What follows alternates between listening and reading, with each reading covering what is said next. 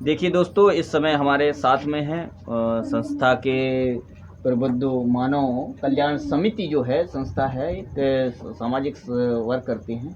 और इस समय आज की डेट में जो मेधावी छात्र छात्राएं थीं, उनको सम्मान देने के साथ साथ उनको नई दिशा संस्था के द्वारा दी गई और बताया गया कि अपने महापुरुषों को आप पढ़ें और उनका अनुकरण करें और उन्हीं की तरह संघर्ष करके अपने विपरीत परिस्थितियों को पार करते हुए अपने लक्ष्य को प्राप्त करें।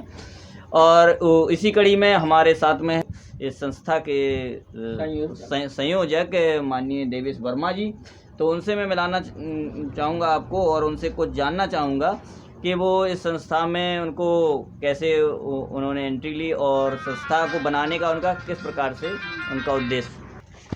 तो देवेश जी, आप बताइए कि आपने संस्था में आप संयोजक के रूप में कार्य कर रहे हैं, तो संस्था के लिए आप जो वर्क कर रहे हैं, तो आपको ये प्रेरणा कहाँ से मिली और आप किन किन मुद्दों को लेकर के संस्था में आगे मतलब संस्था को आप बढ़ाना चाहेंगे, क्योंकि आपका ये पहला प्रोग्राम है और आगे आने वाले टाइम में आपकी क्या प्लानिंग है और आप समाज के लोगों को किस किस प्रकार से मतलब लाभ पहुंचाने का काम करेंगे। देखिए, सबसे पहले तो आज हमारे महापुरुषों को मैं नमन करता हूँ, जिनकी वजह से आज हम लोग यहाँ तक पहुँचे जी। अगर हमारे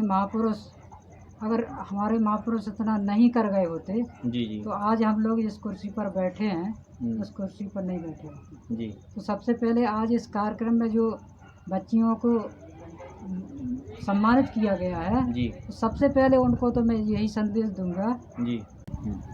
तो सबसे पहले तो मैं कहूँगा कि छात्राओं से कि अपने महापुरुषों को पढ़ें, क्योंकि बाबा साहब ने कहा था जो समाज इतिहास नहीं जानता वह जो समाज इतिहास नहीं जानता वो अपने भविष्य का निर्माण नहीं कर सकता। तो सबसे पहली बात तो ये है कि हमारे लोग इतिहास नहीं जानते। हमारे महापुरुषों ने हमें उद्देश्य क्या दिया है। हमारा उद्देश्य केवल ये नहीं है केवल खाना कमाना और केवल पढ़ के सो जाना जी। केवल इतना उद्देश्य नहीं है, बल्कि हमारा उद्देश्य ये है इस जीवन में आए हो तो केवल एक जानवर की तरह हमारी सोच नहीं रहना चाहिए जी। खा कमा के हमें और कुछ भी करना चाहिए।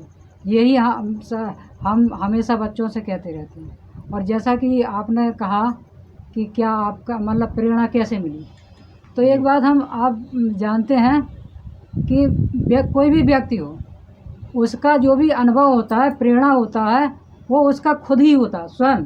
वो स्वयं अगर अपने जीवन में देखे कि हमें कहाँ से अनुभव मिला है तो उसे अपने ही जीवन से अनुभव मिलता है जी। जैसे कि मैंने बचपन में किया था, जब मैं बाराबंकी में मैं पढ़ता था अपने बड़े भाई साहब के साथ, और वो बड़े भाई साहब सर्विस करते थे। आज मैं जो भी हूँ उनकी वजह से हूँ। उन्होंने हमें पढ़ाया तो क्या था वहाँ अगर जाति का नाम बता दो तो कमरा नहीं मिलता था जी। समझे। बाराबंकी में अगर अपनी जाति का नाम बता दो तो कमरा किराए से नहीं मिलता था। जातिवाद बहुत चरम पर था। बहुत चरम पर था। ये कितने सन की बात है? तो काफ़ी 10-20 साल हो गए उसके, काफ़ी समथिंग 90 के दशक की बात है। हाँ, समझे।